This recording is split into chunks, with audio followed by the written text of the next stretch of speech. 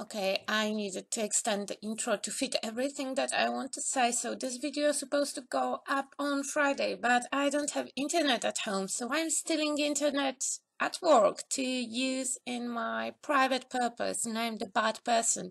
But I really want to upload it, and I had to add some pictures of my old projects just to extend the intro to let you know that I'm offline, but I'm trying really hard, especially for you. So welcome in this video. It's my almost last one before Halloween. More details during the video. Okay, so sit and enjoy. And yeah.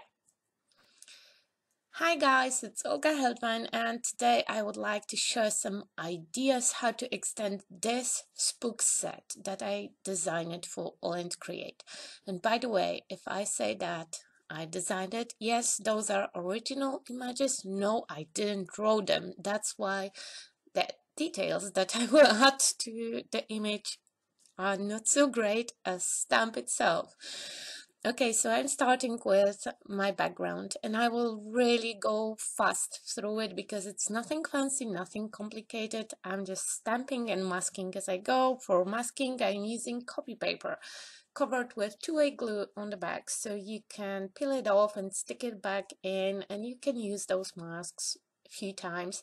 And I'm making sure that they are really nicely stacked on my cardstock, and then I'm going with my ink blending. I love Tim Holtz Distress Oxide so much, and I'm building my collection really slowly. Every time when I'm in the craft store, I'm buying one ink. It's not such an expensive thing then. I'm planning to buy Rinkas when my inks will dry to, extend my color range. I'm using regular distress inks together with oxide, so I have like oxide blending and regular distress colors. I don't know if that makes sense. To add some interesting stuff in the background, I'm adding some stars. They are nice golden shiny thanks to glow paint from 30 knots. And the white spots are from the areas where, only water hit the ink. And for pumpkins, I'm using 30 knots watercolors, and I'm doing just really easy slap on color technique because they will be in the background, so I don't want to drag too much attention to them. They came out too bright still, so I had to mute them down later on. So as you can see, we're starting with my Frankenstein card. I did a few really cool samples for our first show with those stamps, and I believe it was in London on AALL, and everyone really liked my ideas. So I thought that it will be cool to share them with you. So we are turning pumpkin into Frankenstein. We're just adding some lines into existing design, and if you're planning to add something to your stamp like I'm doing here, when you're stamping, it's really nice to wipe off some areas that were curves in the pumpkin to have more space for your designs. And it looks really cool with those elements next to his neck, those characteristic Frankenstein elements. I will end up cutting them off because I didn't like them this time when I color it. But on the intro, or in the outro, there will be a picture of my first coloring Frankenstein pumpkin, and I left those stats in the picture there. So I'm doing my basic coloring, darkest to lightest, and again to darkest, again, with polychromos from Faber-Castell, and I'm using greens. On him, I'm shading it exactly like I would shade orange pumpkins, so I'm trying to think where the lines in the face will happen when you make any kind of Grinch smiles and stuff like that. And I'm just following the design. I really like this design. I really like the person who drew them. Yeah, by the way, it's my husband. He draws all the images according to my design. We are doing it together, and somehow he would like to be a secret drawer. Surprise, you're not anymore. Anyway, I really like the design of the pumpkin. I really like how the face shape looks like, especially with this face expression and with the one that I will use for the ghost. So as you can see, I'm shading with purple. I love shading with purple. All colors look nice when they are shaded with purple. For the neck elements and the elements that connect his skull and face, I'm using a little bit of gray, and I'm filling in the inside with yellow, but I think it looks really cool when you cut out his eyes and his mouth. So here we are coming back to the background, and this time when I was cutting him off, I cut off a little bit of his head along the seam, so it looks like the top of his head was separately with the bottom of his head. Okay, so I added a little bit of gray shading to my pumpkins to push them further in the background, and I decided that it's not enough, and when I trim my paper, I wanted to cover the edges. But whole composition is really simple, and this card took me like 30 minutes altogether, including coloring, so it wasn't so bad. And in the background, I'm using one of the Graveland. No, it's not Graveland. It's a tombstone. Yeah, I'm using a tombstone, and it's a free printable freebie that you can find in AALL and Create Fanatics group, and all the links will be in the description box. Basically, I'm just adding some sentiment and popping it on the card base, and we are ready to go, and we will go to those cards, and those were so much fun. So I was thinking how to use face itself.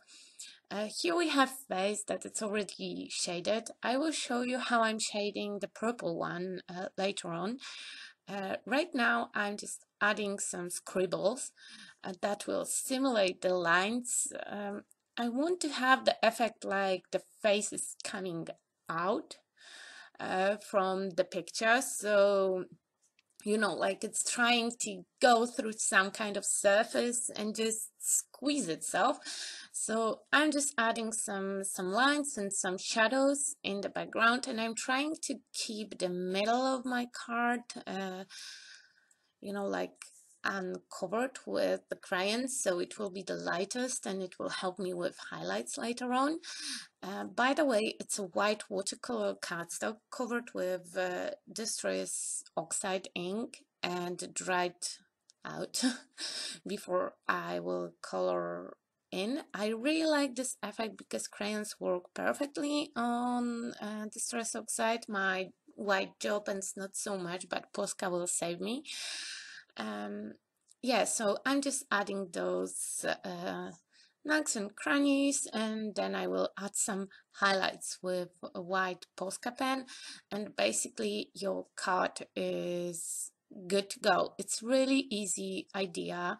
Each one of them took me up to 20 minutes or so. It's supposed to be really fast, you know, quick solution. And I'm adding some splashes with water because oxide will work with water, and I will get some really nice stains in the background that will add a little bit to this dude.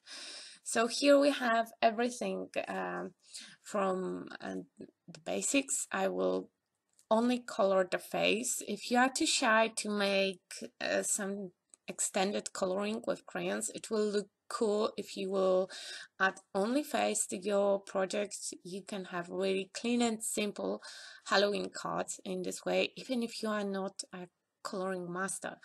So as you can see, I made like basic blending with distress oxides. I'm just stamping my face directly on my card base, and I'm just extending the lines that already exist in my image with my shading, and I'm trying to have smooth transitions through lightest to darkest, darkest to lightest. I'm just working on this smooth transition, nothing more. I'm not focusing how it's supposed to look like, if it looks real or not. I really like to color those faces. I did quite a few of them by now, so yeah, I feel quite confident. I'm filling the eyes and mouth on white. I'm adding some splashes, and the guy is basically good to go. I added few drops from Nuvo drops, and I think it was a really cool idea because they looked really amazing. And on final project, I also added stroke from black pen around them. Okay, we are skipping to the last part. It's a spooky ghost. And my ghost have some patches on it, and it's colored with different colors. It looks really nice, grungy, dirty, and I was going for kind of filthy look. I wanted him to look like he's hunted, he has been through a lot, he's really wasted. Maybe he likes to drink in the evening. You never know with ghosts. Anyway, I really like how this kind of coloring on him, and it's really easy. I'm starting with filling all my image with my lightest, not white, it's like a cream color, and then I'm just increasing some of the lines that again exist in my picture, and then I'm just drawing the patches. They are really easy. Those are just weird rectangles. It's really nice to start with some kind of edge where you can skip at least one of the lines from your rectangle so they don't look so even. I lost part of the footage. I didn't notice when my camera went off. But basically, I'm adding more and more patches right now. I'm trying to avoid making like contour lines at first with this one. I prefer to go with shading because you can cover all the hiccups on your way with the black line later on and with some hand sewing imitation. By the way, we still have ongoing giveaway on my previous video. It will be in the iCard on the right top corner, and it will be also in description box because I cannot draw the winner right now without an internet, and I'm hoping that by tomorrow, that it's Halloween, my internet will come back. Right now, you know, I had like whole weekend almost without internet, so I have one more video for you. It will be live today in the afternoon, and I made quite a few projects in the meantime. So for this one, for the background, again, distress oxide blending in the background, and I really like how the ink will fade with time on the black background, and I lift quite a lot with those splashes. I just wanted to have some haze in the background. I'm using here some pumpkins. I already colored them in for one of the videos. That didn't happen, and I thought that it will be a pity if they will go for a waste, so they just going in the background, and Ghost is on the 3D foam, and we have sentiments. So yeah, basically that's it. Those are my 3 ways to stretch my AALL and Create Spooks stamp set. I skipped the part when I pop them on the card bases and adding sentiments. Also, you saw me doing it kind of few times, and this video is already super extra long, so I will just remind you that check out the video description for all the links and all the info about the giveaway. And if you want to buy the stamp set, you cannot do it directly on AALL and Create site. You have to choose your stockist. My favorite stockist is 30 knots, but I know that for British ladies, Laura from That's Crafty having the AALL and Create as well. So I will link those 2 shops in the description box, and that's all for today. Thank you so much. Have a nice and creative day, and I hope that your internet is not suck. Okay, bye for now. See you later.